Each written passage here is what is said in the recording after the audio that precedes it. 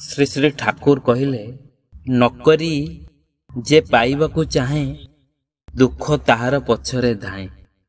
ଏ ଦୁନିଆରେ ଯାହା କିଛି ହେଉଛି ସବୁ ତ ମାଲିକଙ୍କ ଇଚ୍ଛା, ପରମ ପିତାଙ୍କ ଇଚ୍ଛାରେ ହେଉଛି। ସୁଖ ମିଳିଲେ ଭଲ, ଆଉ ଦୁଃଖ ଆସିଲେ ବି ଭଲ। ଆମେ ଭଲ ମନ୍ଦ ଦୁଃଖ ସୁଖ ବିଚାର କରିବାକୁ କିଏ? ଯେଉଁ ଯେଉଁ କର୍ମ ସବୁ କରିଛେ ତାର ତ ଫଳ ଆମକୁ ହିଁ ଭୋଗିବାକୁ ପଡ଼ିବ। ଆମେ ନ ଚାହିଁଲେ ବି ରୋଗ ଦାରିଦ୍ରତା ଦୁଃଖ ବାର୍ଦ୍ଧକ୍ୟ ମୃତ୍ୟୁ ଆସିବ ତ ନିଶ୍ଚୟ। ତେଣୁ ମାଲିକର ଇଚ୍ଛାରେ ସଦାବେଳେ ଖୁସି ରହିବା, ଆଉ ତାଙ୍କୁ ହିଁ ଅନୁସରଣ କରିବା।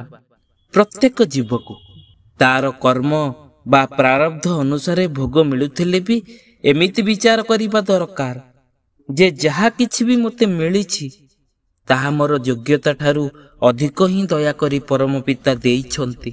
ଏହିପରି ବିଚାର ରଖିଥିବା ମଣିଷ ଠାରେ ଦେଖିବ କଦାପି ଅଶାନ୍ତି ଦୁଃଖ ଈର୍ଷା ଆଦୌ ସ୍ପର୍ଶ କରିବ ହିଁ ନାହିଁ।